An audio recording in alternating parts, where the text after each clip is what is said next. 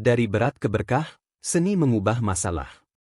Pernahkah kamu merasa seperti sebuah batu di sungai?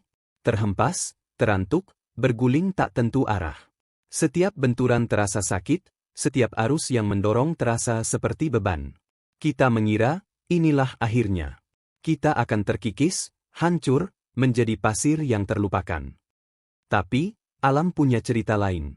Lihatlah batu-batu licin di dasar sungai itu. Justru karena gesekan itu, mereka menjadi halus. Justru karena tekanan air, bentuk mereka berubah menjadi unik, indah. Masalah yang kita hadapi, bisa jadi adalah arus sungai itu.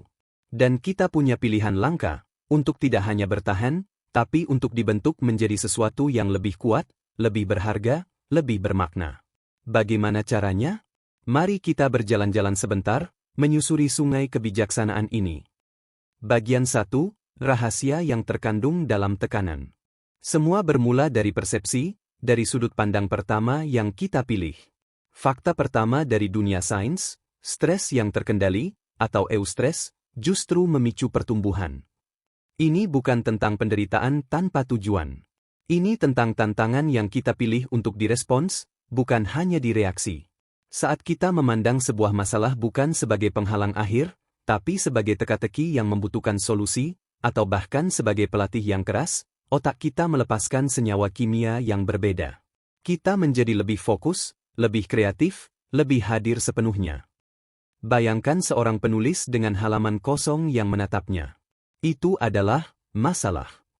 Tapi dia memilih untuk melihatnya sebagai peluang, untuk mencipta, untuk menyampaikan suara hatinya. Dengan pilihan sudut pandang itu, energi yang tadinya akan habis untuk mengeluh dan merasa tak mampu, dengan lembut dialihkan untuk mencari kata pertama. Inilah fakta kunci yang sering kita lupakan, energi emosional yang kita habiskan untuk frustrasi, kekhawatiran, dan penolakan, sama besarnya dengan energi yang bisa kita gunakan untuk mencari solusi, menerima pelajaran, dan bertumbuh. Hanya alirannya yang kita ubah. Seperti mengalihkan aliran sungai kecil untuk mengairi kebun, bukan menggerus tebing. Pilihannya ada di pengalihan itu. Bagian 2, benih kebaikan dalam tanah yang keras. Lalu, mari kita bercerita tentang koneksi, tentang bagaimana kita keluar dari penjara diri sendiri. Fakta menarik dari psikologi sosial, membantu orang lain, bahkan saat kita sendiri sedang dalam kesulitan, meningkatkan ketahanan psikologis kita secara signifikan. Ini seperti hukum alam yang ajaib dan penuh kasih. Bayangkan kamu sedang kesulitan ekonomi. Rasanya dunia sempit, hanya berputar pada kekurangan. Lalu, kamu melihat tetangga yang lebih tua kesulitan membawa belanjaan berat atau tampak kebingungan. Kamu memutuskan untuk berhenti, menyapa, dan membantu membawakan barangnya. Apa yang terjadi dalam dirimu? Fokusmu secara perlahan bergeser dari kekuranganku menjadi keberartianku. Kamu tidak lagi merasa hanya sebagai korban pasif dari keadaan, tapi tiba-tiba menjadi agen yang aktif, yang mampu memberi kebaikan, sekecil apapun. Perasaan itu, rasa agensi dan koneksi manusiawi itu, adalah cahaya yang tumbuh dari tanah yang keras. Masalahmu tidak serta-merta lenyap, tapi maknanya berubah. Ia tidak lagi menjadi monster yang menghalangi cahaya, tapi justru menjadi konteks gelap di mana kebaikanmu, seperti kunang-kunang, justru bersinar lebih terang dan terasa lebih hangat. Bagian 3. Pola yang muncul dari kekacan. Dan inilah bagian terindah dari perjalanan awal ini, pola. Fakta dari neuroscience, otak kita adalah mesin pencari pola yang hebat, seniman yang selalu berusaha memahami kekacauan. Saat kita berhasil melewati sebuah masalah dan secara sadar merefleksikan pelajarannya, otak kita membentuk dan memperkuat jalur saraf baru. Ia seperti seorang petualang yang dengan teliti menambahkan detail pada peta wilayah yang belum terjamah. Setiap masalah yang kamu hadapi dengan kesadaran, setiap tantangan yang kamu atasi dengan belajar, menambahkan sebuah garis, sebuah legenda, pada peta ketangguhanmu. Suatu hari nanti, ketika masalah baru datang, dan pasti akan datang, kau tidak lagi langsung melihat jurang yang menakutkan. Kau mulai melihat medan yang familiar, medan yang sudah pernah kau petakan sebagian. Muncul perasaan, aha, ini mirip dengan yang dulu. Aku tahu langkah pertamanya adalah tenang dan mengamati. Kepercayaan dirimu yang sejati bukan datang dari kehidupan yang tanpa masalah, tapi dari ingatan tubuh dan pikiran yang dalam, ingatan bahwa kamu pernah melewati, dan kamu bisa melewati lagi, mungkin dengan lebih bijak. Jadi, lihatlah masalahmu hari ini. Rasakan beratnya. Itu valid. Lalu, coba tanyalah 3 pertanyaan padanya sebagai awal percakapan. Bentuk apa yang bisa kuambil dari gesekan ini? Maukah aku menjadi batu yang kasar dan mudah patah, atau yang halus, kuat, dan indah bentuknya? Koneksi kebaikan apa yang bisa lahir dari ruang sempit ini? Bisakah energi khawatir ini kualihkan untuk perhatian kecil pada orang lain atau pada diriku sendiri? Pola apa yang bisa kupelajari untuk peta perjalananku ke depan? Apa pelajaran pasti, satu hal kecil saja, yang bisa kubawa untuk membuatku lebih tangguh besok? Proses ini bukan sihir. Ini adalah seni menyulam yang sabar. Di mana benang yang diberikan pada kita oleh kehidupan mungkin berwarna kelam, kusut, dan berat.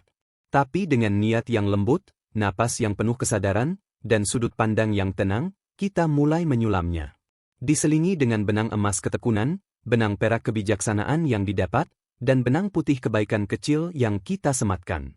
Tenunan yang awalnya tampak seperti noda atau cacat, pelan-pelan, jahitan demi jahitan, berubah menjadi bagian dari motif yang indah, kompleks, dan dalam, motif hidup kita. Dan disitulah, masalah tak lagi hanya jadi masalah. Ia berubah wujud. Ia menjadi bahan. Ia menjadi guru. Ia menjadi bagian dari cerita yang membuat hidupmu tidak hanya mudah atau nyaman, tapi berarti dan autentik. Bagian 4, kekuatan diam di tengah badai. Tapi mungkin kita bertanya, itu mudah diucapkan, namun sulit dirasakan. Saat sakit hati menguasai, atau kehilangan yang mendalam, bagaimana mungkin kita melihat pola atau peluang? Benar sekali. Saat arus deras datang menerjang, kita hanya ingin bernapas, bukan menganalisis. Logika sering tak bersuara di tengah gemuruh emosi. Jadi, mari kita berhenti sejenak, dan mundur selangkah. Tidak perlu melawan arus dulu. Ada fakta menarik dari ilmu iklim. Sebuah fenomena ajaib bernama The Eye of the Storm, atau mata badai. Di pusat topan yang paling ganas, dengan angin berkecepatan ratusan kilometer per jam, justru terdapat daerah yang tenang, langit bahkan bisa cerah, angin hampir tak berhembus. Badai tetap bergerak mengelilinginya, tapi pusatnya sendiri adalah sebuah ruang hening yang statis. Ini adalah metafora yang dalam dan penuh harapan. Di tengah pusaran masalah kita punya kapasitas bawaan untuk menemukan dan merawat mata badai kita sendiri. Bukan dengan melawan setiap hembusan angin rasa takut, kepanikan, atau kesedihan itu, usaha itu justru melelahkan, tapi dengan menarik napas dalam, dan secara sengaja menemukan dan berdiam di titik tenang di dalam diri. Titik itu bisa diakses dengan memusatkan perhatian penuh pada napas yang masuk dan keluar, pada sensasi kaki yang menjejak tanah, pada berat tubuh yang disangga oleh kursi, atau pada sebuah kenangan indah yang sangat personal dan membangkitkan rasa aman. Fakta psikologis, praktik grounding atau menenangkan diri seperti ini, meski hanya dilakukan 60 detik, dapat menurunkan kadar kortisol, hormon stres utama, dan mengaktifkan sistem saraf parasimpatik yang bertugas untuk menenangkan dan memulihkan. Ini bukan melarikan diri atau penyangkalan. Ini adalah strategi cerdas untuk menjaga pusat kendali kita tetap utuh, agar kita tidak terseret sepenuhnya oleh pusaran kekacauan emosi dan pikiran. Dari tempat yang tenang inilah, pandangan kita perlahan mulai jernih kembali. Bagian 5, mengubah api menjadi energi. Dari pusat yang tenang itu, kita bisa mulai mengamati dengan lebih objektif. Dan inilah saat kita bisa mengenali hukum transformasi bahan bakar. Lihatlah sifat api. Ia bisa menghanguskan rumah, menghancurkan hutan. Tapi api yang sama bisa digunakan untuk memasak makanan, menghangatkan tubuh di kedinginan, dan menerangi kegelapan malam. Api yang sama, niat dan saluran yang berbeda. Demikian pula dengan energi emosi intens yang lahir dari masalah kita, amarah yang membara, kekecewaan yang pedih, rasa sakit yang menyayat. Semuanya adalah energi murni. Fakta dari ilmu emosi, emosi adalah energi psikologis yang netral. Ia bukan musuh yang harus dibunuh. Setiap emosi membawa pesan. Amarah, misalnya, seringkali adalah alarm yang membawa pesan tentang pelanggaran batas, ketidakadilan, atau harga diri yang terluka. Rasa sakit yang mendalam membawa pesan tentang sesuatu atau seseorang yang sangat kita pedulikan, tentang cinta dan keterikatan. Daripada membiarkan api amarah itu membakar diri kita dari dalam, dengan menyimpan dendam, kebencian, atau menyakiti diri sendiri, kita bisa mulai bertanya dari posisi tenang, energi besar dan panas ini, bisa kualirkan ke saluran apa yang membangun dan memberdayakan. Mungkin energi itu menjadi bahan bakar untuk akhirnya mendefinisikan ulang batas diri kita dengan lebih tegas dan jelas. Mungkin menjadi pendorong utama untuk bergerak, berubah arah, atau memulai sesuatu yang baru yang lebih selaras dengan nilai kita. Seorang petani bijak membakar sisa-sisa tanaman lama, slash and burn, bukan untuk merusak, tapi untuk menyuburkan tanah dengan abunya, mempersiapkan lahan untuk musim tanam berikutnya yang lebih hijau. Begitu pula kita. Kita bisa membakar bekas-bekas luka, kekecewaan, dan pola lama yang tidak lagi berguna, bukan untuk melukai diri lagi, tapi untuk menyuburkan niat baru, komitmen baru, dan awal baru. Proses pembakaran transformatif ini membutuhkan keberanian untuk melepaskan, tetapi hasilnya adalah tanah jiwa yang lebih kaya, siap ditanami benih-benih harapan baru. Bagian 6, cerita yang kita anyam. Dan di sini, kita sampai pada fakta paling manusiawi dan penuh kuasa. Kita adalah storyteller, pencerita ulung, bagi hidup kita sendiri. Setiap malam, otak kita secara otomatis memproses pengalaman hari itu menjadi narasi dan memori. Saat masalah besar datang, kita punya dua pilihan besar dalam bercerita tentang peran kita dalam peristiwa itu. Kita bisa terjebak menuliskan dan mempercayai cerita di mana kita adalah tokoh korban utama, yang ditinggalkan, yang dikhianati, yang selalu gagal, yang tidak berdaya. Atau, kita bisa memilih, dan ini adalah pilihan aktif, untuk mulai menulis draft cerita yang berbeda, di mana kita adalah tokoh pejuang yang sedang belajar, atau penjelajah yang sengaja tersesat untuk menemukan jalan baru yang tak terduga.